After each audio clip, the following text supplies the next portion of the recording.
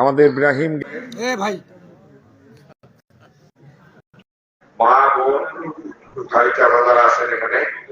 আপনাদের প্রথমে আমি ধন্যবাদ এবং কৃতজ্ঞতা জানাচ্ছি যে আপনারা এত সুন্দরভাবে এই গভীর রাতেও আপনারা আমার নির্বাচনী জনসভার এই খুবই বৈঠকের জন্য আমরা অধীর আগ্রহে ছিলেন। এজন্য আমি আপনাদের কাছে কৃতজ্ঞতা এবং ধন্যবাদ জানাচ্ছি। আজকের বৈঠকের সম্মানিত সভাপতি আমাদের মধ্যে উপস্থিত রয়েছেন আমাদের আমাদের সাবেক চেয়ারম্যান জাতীয় পার্টির সভাপতি আরব কালাম আন্তর্জাতিক উপস্থিত রয়েছেন আমাদের সেক্রেটারি আশরাফ ভাই, সাংগঠনিক রাজনীতি ভাই সহ আমার শ্রদ্ধাভাজন বড় ভাই আছেন এখানে। আমাদের এই গ্রামের এই সন্তান আমাদের প্রসিদুদ্দিন ভাই উপস্থিত রয়েছেন, আমার নানা, আপনাদের এই ওয়ার্ডের এই মানুষ যে বাড়িটা আমরা সবাই তাকে চেনেন। আমরা গঠন জানা আছেন এখানে এবং সেই সাথে আমার ছোট ভাই এখানে আপনাদের সামনে কথা বললেন। তো আমার এই নির্বাচনের জন্যই শুধু লন্ডন থেকে আপনার 14 ঘন্টা ট্রেনে জার্নি করে আসছে, বাংলাদেশে আসছে। এই ভাইয়ের প্রতি কতটা ভালোবাসা থাকে সেটা করে আপনারা আমার এই ছোট ভাই সে ওখান থেকে আবার চলে আসছে ইন্ডিয়া থেকে।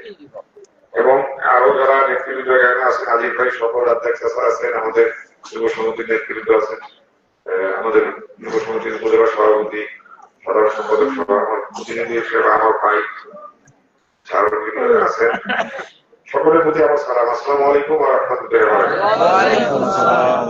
আপনারা যারা এখানে আজকে আসছেন, আপনারা জানেন যে জাতীয় পার্টি প্রতিহিংসা রাজনীতি করে। জাতীয় পার্টি সেই এরশাদ আমল থেকে শুরু করে এখন পর্যন্ত যে রাজনীতি করে সেটা মানুষের কল্যাণের জন্য করে। এবং জাতীয় পার্টি এমন একটা দল যে মিথ্যার আচরণের আচরণ নিয়ে রাজনীতি করে না। যদি করতো তাহলে সর্বপ্রথম বাংলাদেশের প্লিড হইতো এসেছে। কি ধরনের কথাটা বললাম এটা খেলা দিচ্ছি। বাংলাদেশকে রাষ্ট্র ধর্ম করছে কে? এরশাদই করছে রাষ্ট্র ধর্ম এরশাদ। বাংলাদেশে শুক্রবার আগে বন্ধ ছিল না, শুক্রবার বন্ধ করছে কে? এই পবিত্র জুমার নামাজ যেন আমরা করতে পারি এই জন্য এসে আগে রবিবার ছুটি ছিল, আমাদের শুক্রবার পরে বসলাম। এসে সাহেবের সময় মসজিদের মন্দিরের কোন কারেন্ট বিল পানি বিল দেওয়া লাগে ফ্রি ছিল। এসে সাহেবের সময় আপনার ধর্ম নিয়ে এই কাজ তো ধর্মেরই কাজ নাকি? তাহলে উনি কোনদিন বলছে ধর্ম নিয়ে যে কোনো কাউকে বলে ধর্ম নিয়ে ব্যবসা করছে? ধর্ম নিয়ে যারা ব্যবসা করে তাদের মন মানসিকতা দেখবেন যে সবসময় কিন্তু কনজাস্টেড হয়, সংকীর্ণ হয়। আপনি লক্ষ্য করে দেখবেন আপনার গ্রামে যদি মনে করেন যে 10টা লোক থাকে, এই যে আপনারা যারা আছে যারা তাদের দল করেন না, তারা বিপদ বলে তাদের কেউ সাহায্য করছে একটা দল দেখি না আছে, ওদের দল করতে হবে। তখন ওরা মনে করেন যে আপনাকে সহায়তা করবে। তাহলে কত বড় স্বার্থবাদী লোক, স্বার্থ ছাড়া একটা পা ফেলে না, নিজের ভাইকে কিছু দেয় না। যদি আপন ভাইও হয় তাকেও সে দেখবে না যদি সেখানে স্বার্থ না থাকে। কত বড় সংকীর্ণতা তাদের ভিতরে আছে। এবং তারা কি চায় এই দেশটাকে, তারা জন্মকে অস্বীকার করে। 71 সয়নাদের জন্ম কত সালে? 71 সালে জন্ম এবং 30 লক্ষ মা বোন শহীদ হয়েছে। 2 লক্ষ মা বোনের একদম বেশি ভাবে শ্লীলতাহানি ইজ্জত হরণ করা হয়েছে এবং তাদের সহায়তা ছিল তারা, সেটাও আপনারা ভালো করে জানেন। আজকাল নতুন প্রজন্ম অনেক কিছু আমরা দেখি না, জানি না, আমরা করি না, এই জন্য অনেক কিছু আমরা জানি না। কিন্তু তাদের ভিতর যে সংকীর্ণতা পরিচয় আজকেও তারা এখানে দিতে এমনি এসে শুনতে পারে। তারা নিজেকে মনে করতেছে এখন যে মা বাড়িতে নাই, তাদের আসমানে আছে। 2 দিন আগেও আমাদের ট্রেনের প্রচার হলো ঢুকেছে, তখন তাদের ব্যবহার আচার আচরণ দেখে মনে হতো যে বাবা এর মতো মনে হয় সাদা ধলা বিড়াল নাই। তবে ইসলাম কি বলছে, আমার নবী কি বলছে যে কারো ভেতর শুয়ে ঢুকে ফালায় বাড়াও, এই কথা বলছে উনি? আছে কোথাও? কোরআনের মায়েরা আছে, অনেকে কোরআন করেন, হাদিস পড়েন, কোথাও লেখা আছে? নবী কি বলছে যে অন্য ধর্ম নিয়ে যা, কোনো বাড়াবাড়ি করবে না, এবং জোরপূর্বক কাউকে ধর্মান্তরিত করা যাবে না। তাদের হলো দ্বিচারিতা। আজকে ক্ষমতার জন্য তারা পাগল হয়ে গেছে, তাদের মৃত্যু দেখে এখন তারা যা এতদিন 19 বছর তার সাথে প্রীতি করলো, তাদের মনে করেন তুলে ধুলে তারা করতেছে, এদের তুলে ধুলে ওরা করতেছে, ওরা তুলে ধুলে করতে আমাদের কিছু বলা লাগে না। কিন্তু আমি কথাটা বলতাম না এখানে, যেটা কানে আসলো কথাটা, যার কারণে কথাটা বললাম। একজনের মিটিং আর ও ঘেরে এসে মিছিল দেওয়া লাগবে,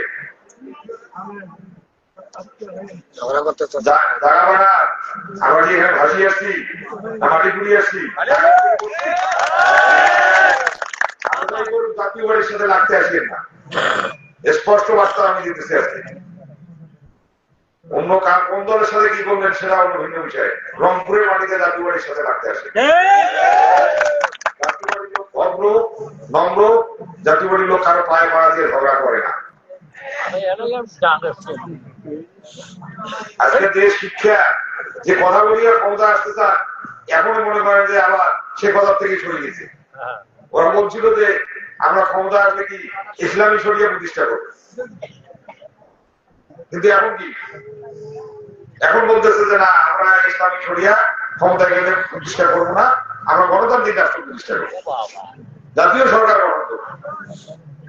তাহলে ক্ষমতার জন্য আপনার যে দলের যেটা আদর্শ, দলের যেটা নীতি, সেই নীতির থেকে তো সরিয়ে যাবে ক্ষমতা লোভে। আর আমার ধর্মে যেটা বলে যে লোভকারীকে আল্লাহ কখনো পছন্দ করে না। যতই আসমান দেখান, যতই মানুষ দেখান, মানুষ কোথায় কোথায় থেকে দেখান সেটা আমরা জানি। ওই যে ওদের মিছিল করলে বেগুলার থেকে লোক নিয়েছে, বেগুলো কি আমার গেছার মধ্যে বিটাপুর থেকে লোক নিয়েছে, সুন্দরবন থেকে লোক নিয়েছে, মিটিং করছে সুন্দরবনের লোক, আমরা রংপুর থেকে আসছে, তারপরে আপনার ইয়ে থেকে আসছে, কি বলে বিটাপুর থেকে আসছে, বামনডাঙ্গা থেকে আসছে। আমি মানুষ থেকে আপনারা দেখে মানুষ থেকে আমাদের কি মানুষের পোকা বানাবে। আজকে একটা ছাত্র যে এখনো একটা সরকারি চাকরি করার তার কোনো মনে করেন সুযোগ হয়নি বা বেসরকারি চাকরি করে, সেই ছাত্রের কাছে হাজার হাজার কোটি টাকা, শত শত কোটি টাকা এর পায় করতে, সে কি ব্যবসা করে? যদি ব্যবসা না করে, যদি কোনো আপনার চাকরি না করে, তার কাছে এই টাকাটা আসতেছে কিভাবে? প্রশ্ন আপনাদের কাছে আমি রেখে গেলাম। তার ব্যবসা বাণিজ্য নাই, কিছু নাই, সে মনে করেন যে তার কাছে ধন সম্পত্তি আলাদা করে সেরা করেছে। চিন্তা করে দেখবেন যে তাহলে টাকাটা কোথা থেকে আসবে? আমরা আল্লাহর ব্যবসা করি, যতটুক করি সরকার ট্যাক্স দিয়ে যা কিছু আছে সবকিছু ওখানে শোক দিয়ে ইনশাল্লাহ ব্যবসা হালাল রুজি কামাই করার চেষ্টা করি। আমরা এখানে আসেন, দুইবার আমি উপজেলা চেয়ারম্যান ছিলাম, আমরা কেউ এখান থেকে মনে করেন এতগুলো লোক আছে, একটা লোক কি আমি বলে না যে আমি কারো একটা কাজ করতে যাই রাস্তার এত পান খেয়েছি, ইনশাল্লাহ আমি চেষ্টা করছি আহ্বান করার, ওটা আহ্বান করার চেষ্টা করছি। যতটুকু সাধ্যের মধ্যে ছিল আল্লাহ উপরে আমার অফিসে গেছে, আমার যথেষ্ট পরিমাণে তাদেরকে বলাই ছিল যে আমার অফিসে এবং সিরিয়া মন্দির পড়ি আসুক, গামছা গামছা আসুক, খালি গায়ে আসুক, আপনি ভালো আসলে আগে বসতে দেবেন লোকটাকে, একটু চা খাওয়াবেন, তারপরে আমি না থাকলেও তার কথাটা নোট করে নিয়ে যেন আমি আসে আমাকে যাবো। ইনশাআল্লাহ আপনাদের দোয়ায় চেষ্টা করছি। তারপরে আমি তো মানুষ, দুনিয়ার ছুটি হতে পারে, আমি তো এমন না ফেরেশতা না।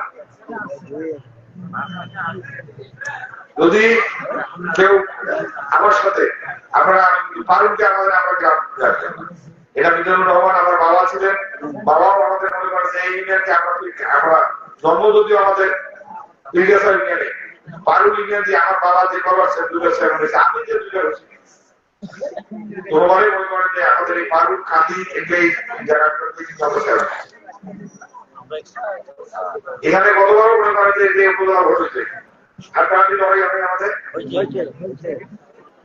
আমাদের নিজেদের ভোট ভাগ হয়ে গেছে, মানে কি দুজনে পারুল উনিও পারুলের ছাওয়া, আমিও মনে করেন যে ওই করলাম। যেখানে আসছি সবাই বলতে মোবাইল তো অনেকেই বলছে চোখ খুলাপটা করে গেছি আমাকে নিজেরা কান্নাকামি করতে। আমরা 3 জনের ভোট পাচ্ছি হলো 1,10,000, আর তাই হচ্ছে তাই ভোট পাচ্ছি হলো 82। এই ভোটগুলো আমরা আমাদের ভোটগুলো কাটাকাটি করছি। এবার যদি নির্বাচন মানুষ ভুল না করে, আমাদের এখানে 3 লাখ ভোট, কাউনিয়া হায়দ্রাবাদ 2 লাখ ভোট। আমি কাউকে মনে করেন কোন এলাকাকে খারাপ করে দেখতেছি না, আমার কাছে সমান অধিকার সবাই পাবে। কিন্তু এখানকার মনে করেন আমি এককভাবে যেহেতু আসি এখানে, তা আল্লাহকে এখানকার ভোটটা কি আমাদের যেহেতু বেশি, তাহলে কি আল্লাহকে আমরা একটু হতে পারি না? যদি সেটা হিসাব না বলবেন, আর যদি মনে করেন যে না তোমরা জায়গা চাওয়া, তোমরা দুর্নীতিবাদ, তোমরা মনে করেন যে চাঁদাবাজি করছেন, মানুষের জমি দখল করছেন, মানুষের মামলা করছেন, আপনাদের সাথে আমি আচরণ খারাপ করছি, তাহলে আপনারা যদি সিদ্ধান্ত নেন সেগুলো আপনাদের কাছে আমার কারো কাছে আমি এবার কিন্তু মনে করেন আমি যেটা এখন ঘরে যেটা বলছি আমার এবার দাবি আপনাদের কাছে। আমি যদি এগুলো কাজ না করে থাকি তাহলে এই দাবিটা কি করা আমার আপনাদের কাছে অন্যায়? যদি অন্যায় হয় আমরা তাদের যে সিদ্ধান্ত মনে করেন সেটা নেন, কোনো আপত্তি আমার নেই। কিন্তু যদি আমি এগুলো আপনাদের চোখে না করে থাকি তাহলে আপনাদের কাছে যে দাবিটা রাখলাম আগামী 12 তারিখ আমার প্রতি লাঙ্গল মার্কায় দল মত নির্বিশেষে সবাই ভোটটা করে দেবেন, এই আহ্বান আপনাদের সবার মধ্যে আমার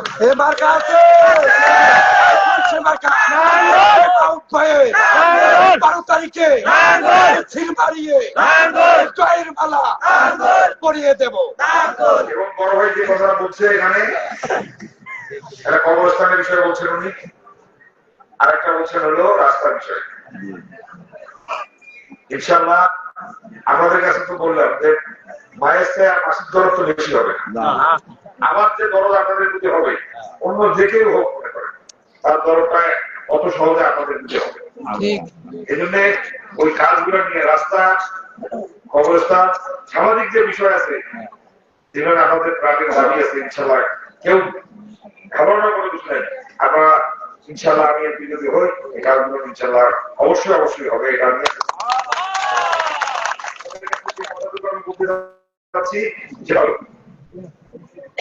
আমি কাজ করলাম, আপনার ভোট না দিলে আমি আমি যেমন বললাম আমি করবো, আর আপনারা যদি বলেন যে না আমার ভোটটা এবার দেবো না তাহলে কি হবে? আপনাদের দিতে হবে। প্লাস আপনি যখন একটা প্রার্থীকে মনস্থ করেন যে আমি তাকে ভোটটা দেবো, তখন কিন্তু আপনার মন থেকেই যেখানেই যান, আপনি এখন আত্মীয় স্বজনের বাড়ি যান, দোকানে চায়ের দোকানে যেখানে যান, সেখানে যায় কিন্তু মুক্তি হয়। বরকত থেকে যদি ভালোবাসা হয় তখন বের হবে যে বাবা আমি ভোট দেবো, তুইও ভোটটা এবার লাগবে উদ্দেশ্য। এই কথাটুকু আপনারা সবাই আমাদের একটু বলবেন, এই অনুরোধ আপনাদের সবার কাছে। আমাদের এখানে যারা আছেন যদি আত্মীয় স্বজন আমার জন্য একটু বলেন। আমার প্রথম নির্বাচনে যেটা হয়েছিল বিদ্যাসায়, আমার প্রতিদ্বন্দ্বী প্রার্থী একটা সেন্টারও আমার সাথে দিতে পারে। বাংলাদেশে এটা রেকর্ড হয়ে আছে। আমার যিনি প্রতিদ্বন্দ্বী প্রার্থী ছিলেন 2009 সালে, কেউ আমার ওই একটা সেন্টার, ওনার বাড়ির সেন্টারও কোনো সেন্টারে দিতে পারে। এইবার এরকম একটা আভাস কিন্তু 4 বছর বিদ্যাসার আকাশে কানাচে আকাশে বাতাসে উঠতেছে। যদি আপনারা একতাবদ্ধ হন ইনশাআল্লাহ আমার বিশ্বাস আগামী 12 তারিখ আবার ভোট করে বিশ্বাস করতে পারবেন।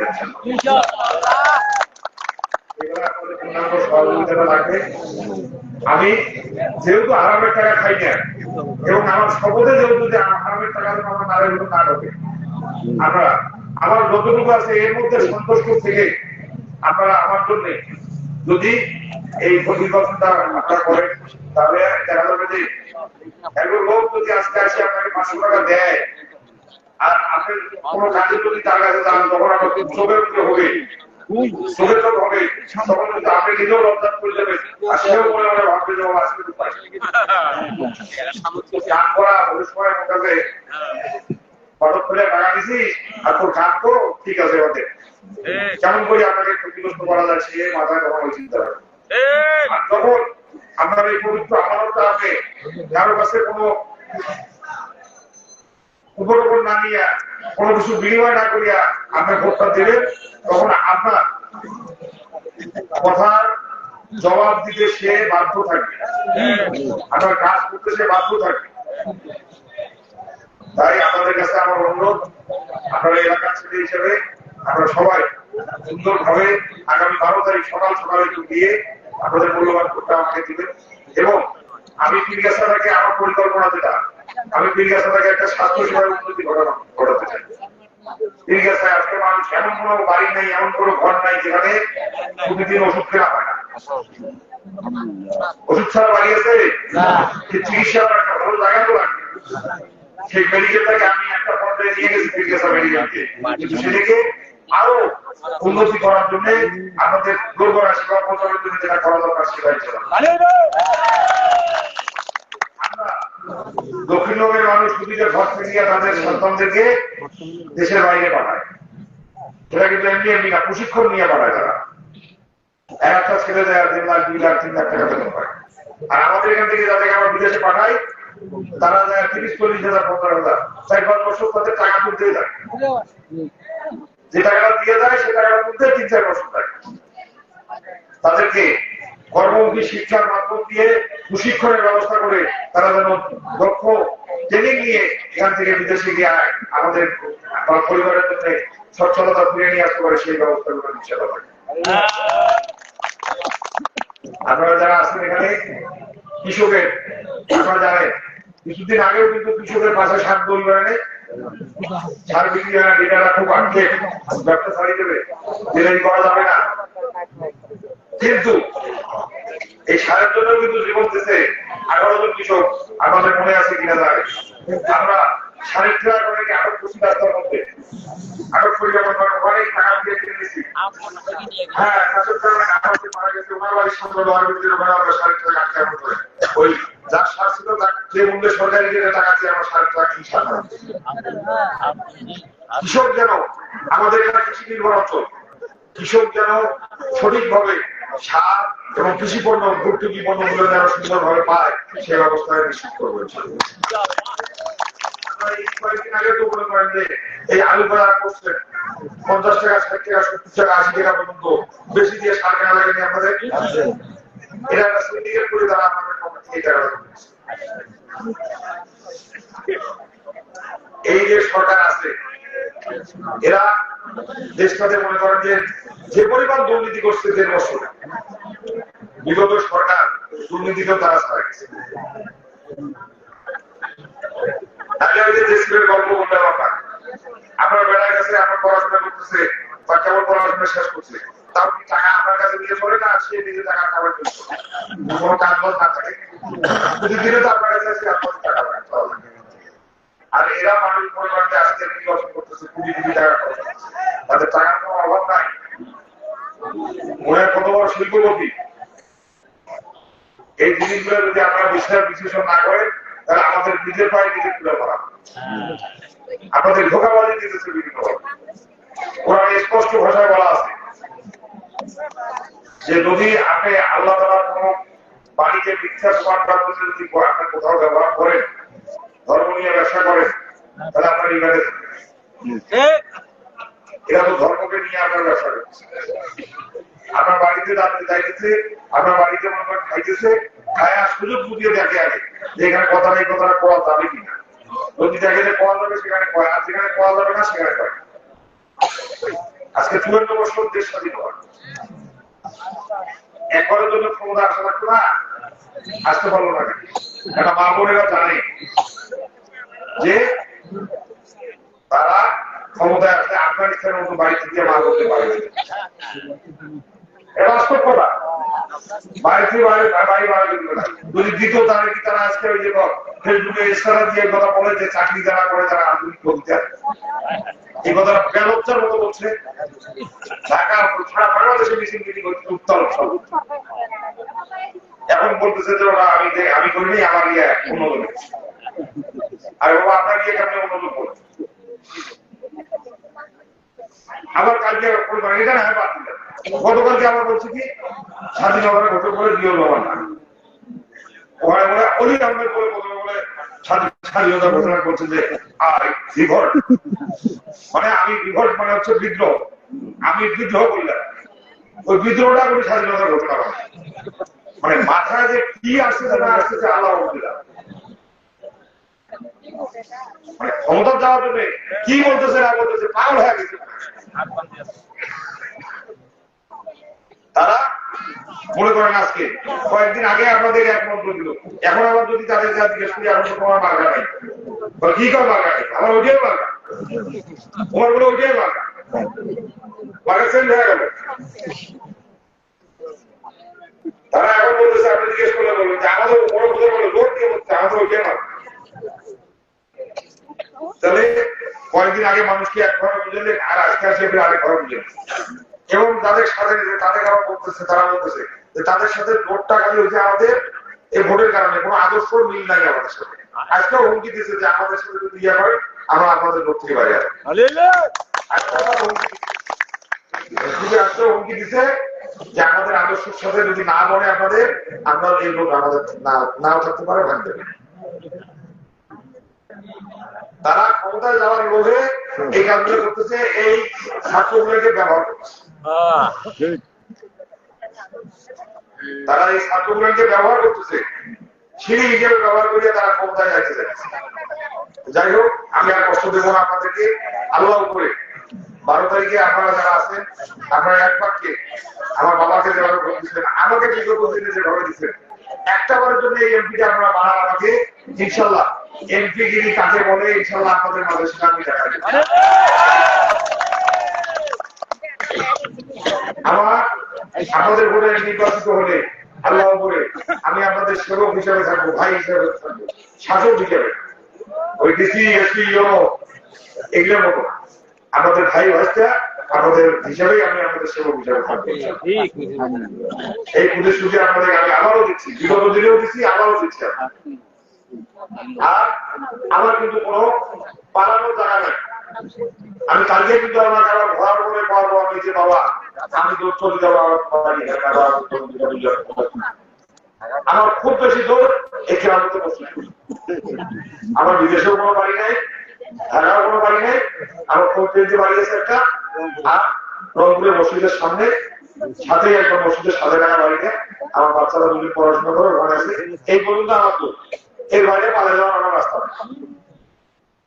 আপনারা যারা আছেন আপনাদের কাছে অনুরোধ আমার আপনার কোনো ভুল বা তাদের কোনো এই মিথ্যা আশ্চর্য প্ররোচনা না করে আপনারা কোনো মা বোনেরা বিশেষ করে যারা আছেন আপনাদের সন্তান হিসেবে আপনাদের কাছে যে দাবিটা আমি করছি আপনারা আগামী 12 তারিখ আমাকে হত্যা করে দিবেন সবাই এবং আত্মীয় স্বজন বন্ধু বান্ধব সবাইকে আপনারা বলবেন যখন আপনার মুখ থেকে আরেকজন শুনবে এই ভোটের হিসাব কিন্তু কষা খুব মুশকিল এর বলি শেষ করা যাবে ভোটারের মুখ থেকে যখন আরেকজন ভোটারকে ভোট চাওয়া হয় এই ভোট আমি দেখছি হিসাব করিয়া শেষ করা যাবে আল্লাহ আপনাদের সবার মঙ্গল করুক ইনশাআল্লাহ আপনাদের দোয়ায় আগামী 12 তারিখ আল্লাহর কাছে প্রার্থনা করতেছি আপনাদের মহামূল্যবানের পবিত্র আমল করে নির্বাচিত যদি আল্লাহ আমাকে করায় এই নির্বাচিত হয়ে ইনশাআল্লাহ বিজয়ের মালা যেন আপনাদের গলায় পড়াইতে পারি এই ক্ষুধার্ত আহ্বান এবং প্রার্থনা আল্লাহ তাআলার কাছে করে আপনাদের সবার সুস্বাস্থ্য মঙ্গল কামনা করে আমি আমার কথা শেষ করছি সবাই ভালো থাকবেন আল্লাহ মঙ্গল করুন আসসালামু আলাইকুম